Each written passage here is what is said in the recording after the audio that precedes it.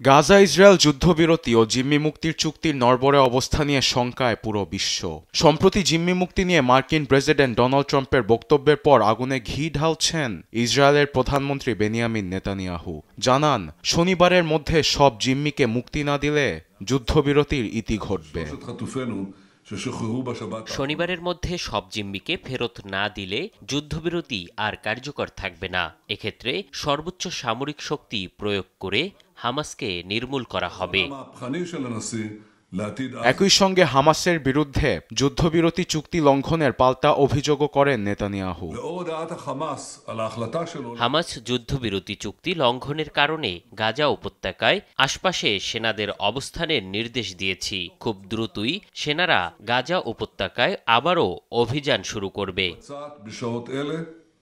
এদিকে মঙ্গলবার হোয়াইট হাউসে ওভাল অফিসে মার্কিন প্রেসিডেন্টের সঙ্গে বৈঠকে বসেন জর্ডানের বাদশাহ দ্বিতীয় আবদুল্লাহ। দুদেশের মধ্যে অর্থনৈতিক ও অন্যান্য বিষয় আলোচনা হলেও প্রধান ইস্যু ছিল গাজাবাসী। সেখান থেকে ফিলিস্তিনিদের সরানোর বিষয়ে ট্রাম্পের চাপের মুখেও নিজ অবস্থান ধরে রাখেন জর্ডানের বাদশাহ। ট্রাম্পকে সাফ জানান, ফিলিস্তিনিদের না সরিয়ে গাজা পুনর্গঠন করা হবে। মিশর এবং আরব দেশগুলো গাজাবাসীদের নিয়ে পরিকল্পনা আছে। মোহাম্মদ বিন সালমান রিয়াদে আলোচনার জন্য আমন্ত্রণ জানিয়েছেন। মূল কথা হলো, এই কাজটি এমনভাবে করতে হবে যা সবার জন্য মঙ্গলজনক হবে। গণমাধ্যমের সামনে খুব বেশি কথা বলেননি বাদশাহ আবদুল্লাহ। তবে সংবাদ সম্মেলনের পর সামাজিক যোগাযোগ মাধ্যম এক্সে প্রেসিডেন্ট ট্রাম্পের পরিকল্পনা প্রত্যাখ্যানের কথা জানান তিনি।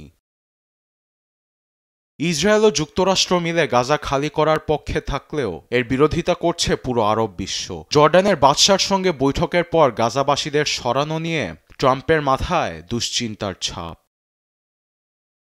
আরবেদ আফসার, নিউজ ডেস্ক, দেশ টিভি।